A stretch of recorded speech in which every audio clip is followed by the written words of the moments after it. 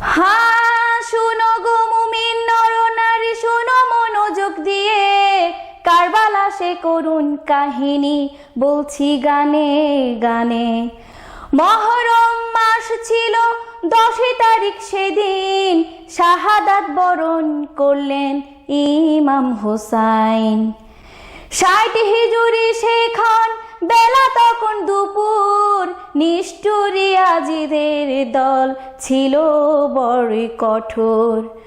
ফুরাত নদীর তীরে এক ফোঁটা পানিও নাই, তৃষ্ণায় কাতর শিশু, আহা কি যে কষ্ট ভাই।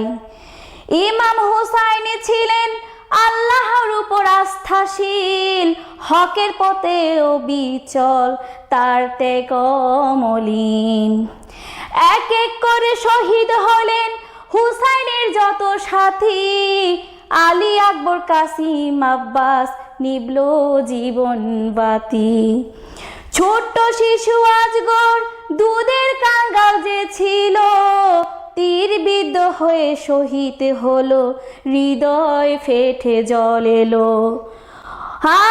অবশেষে ইমাম হোসাইন একা লড়লেন কারবালা ময়দানে, তীর আর তরবারির আঘাতে ঝরঝরিত হলেন ক্ষণে ক্ষণে। সিজদায় লুটিয়ে পড়লেন, দিলেন জান খোদার নামে, কারবালা রক্তে রাঙ্গানো হলো, ধরা রইল বিষাদ মনে।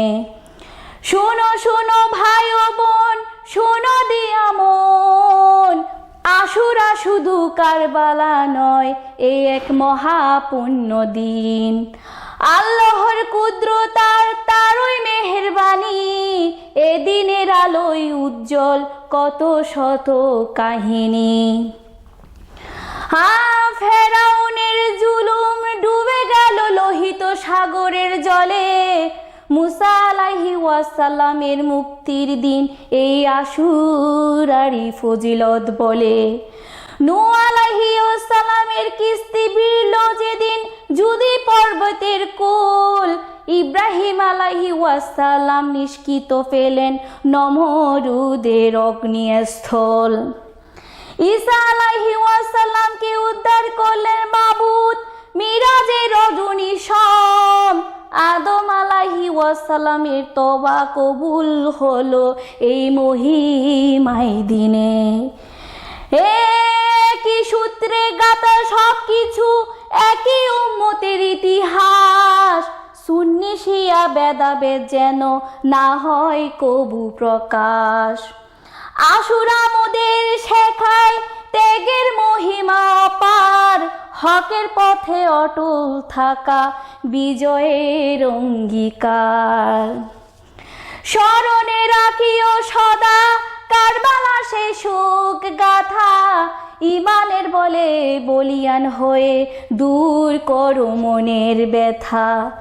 কারবালার কাহিনী শুধু সুখে নয় হে ভাই, অন্যায় আর জুলুমের বিরুদ্ধে প্রতিবাদের বার্তা তাই।